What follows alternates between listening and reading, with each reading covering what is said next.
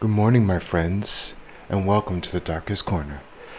Today's tales will take us to accommodations around the United States. Please enjoy. The Blackwood Grand Hotel has stood for over a century, a silent sentinel overlooking the town of Oak Haven.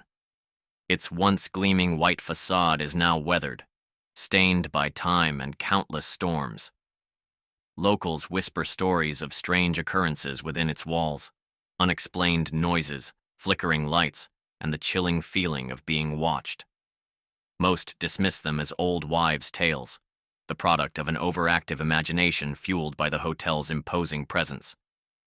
But tonight, a group of urban explorers is about to find out if there's more to the Blackwood's reputation than just spooky stories.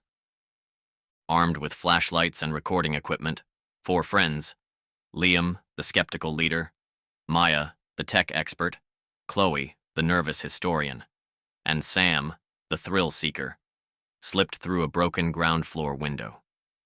The air inside was heavy with the scent of dust and decay. Moonlight filtered through grimy windows, casting long, distorted shadows that danced with their every move. Chloe, clutching a tattered blueprint of the hotel, pointed down a dimly lit hallway. According to this, the most activity has been reported on the fourth floor, specifically in room 407. The higher floors were eerier still. Cobwebs draped across doorways like macabre decorations, and the silence was punctuated only by the creaks and groans of the old building settling. As they ascended the grand, creaking staircase, a sudden gust of wind slammed a nearby door shut, making Chloe jump. Liam chuckled. "Just the old building breathing, Chloe." But even his voice held a nervous tremor. Room 407 felt different. The air was noticeably colder, and a faint, sweet scent hung in the stillness. The room was sparsely furnished, a dusty four-poster bed, a moth-eaten armchair, and a cracked mirror reflecting their uneasy faces. Maya set up her EMF reader on a small table. "Let's see if our ghostly resident wants to say hello," she murmured, her eyes glued to the device. Almost immediately, the EMF reader went haywire, the needle jumping wildly into the red zone.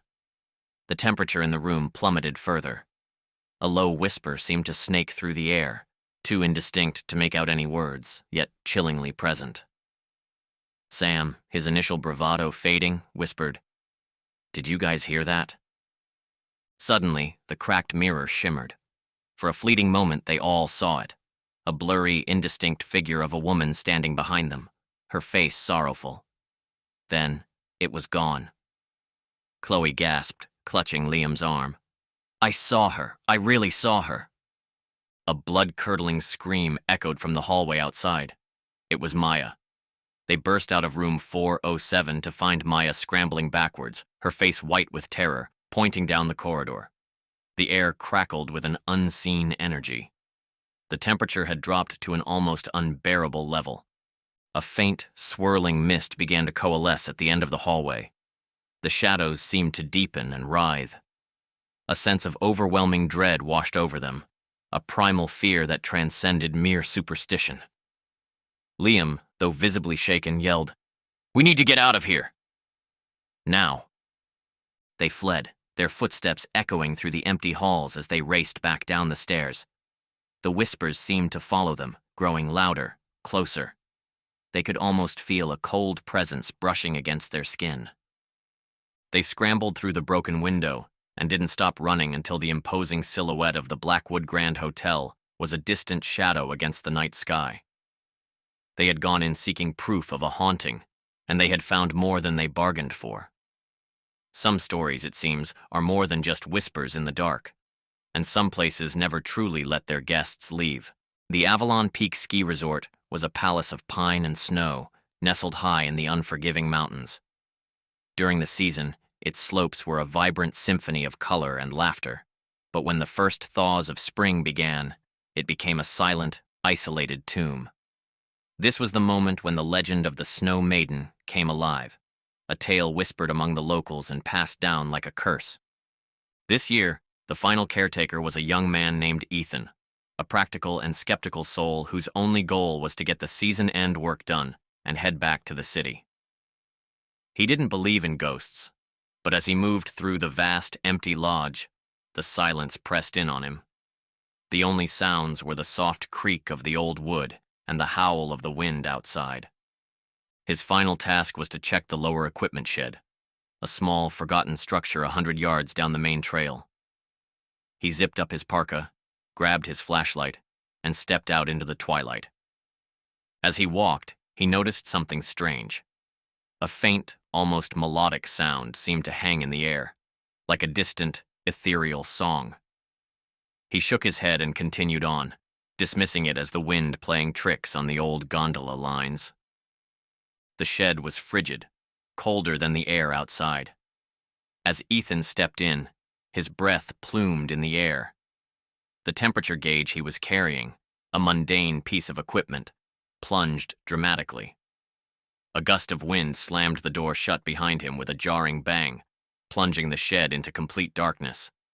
His heart hammered in his chest as he fumbled for his flashlight, its beam dancing nervously across the stacked snowboards and ski boots. Then he saw her. For a split second, a translucent figure stood at the far end of the shed, her white parka and goggles blending into the faded wall. She didn't have a face, just a faint, shimmering outline, and she vanished as quickly as she appeared. Ethan froze, his mind reeling. He had to be seeing things. It was the isolation, the cold, the stories. He told himself it was all in his head. He managed to get the door open and stumbled back into the open air, the melody from earlier now clearer and closer. He followed the sound, his logic fighting a losing battle with his fear, up the main slope toward the peak.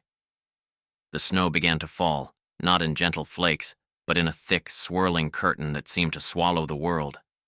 The visibility dropped to near zero, and the wind began to scream.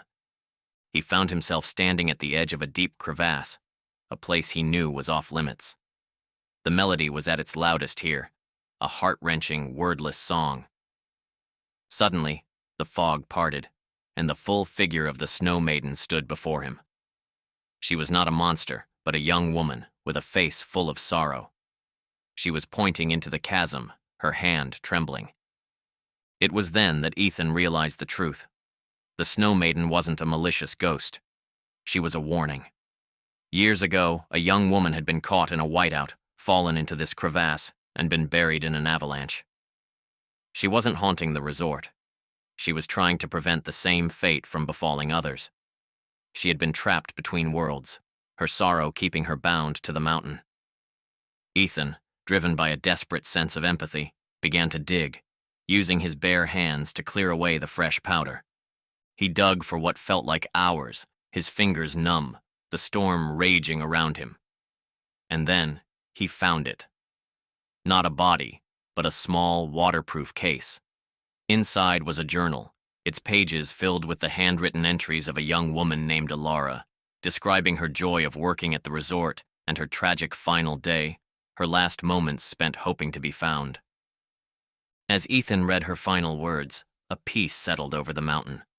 The melody faded, the wind quieted, and the ghostly outline of Alara smiled, a radiant, happy expression on her face.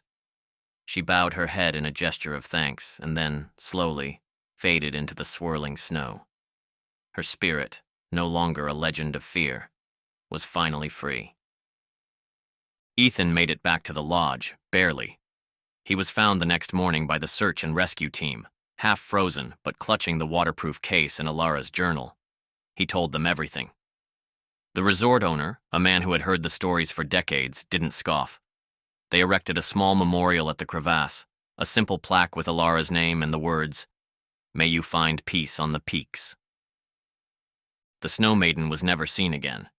The resort continued to operate, but now, when the first snow falls, people look to the memorial not with fear, but with a quiet reverence for the girl who became a ghost and found her way home.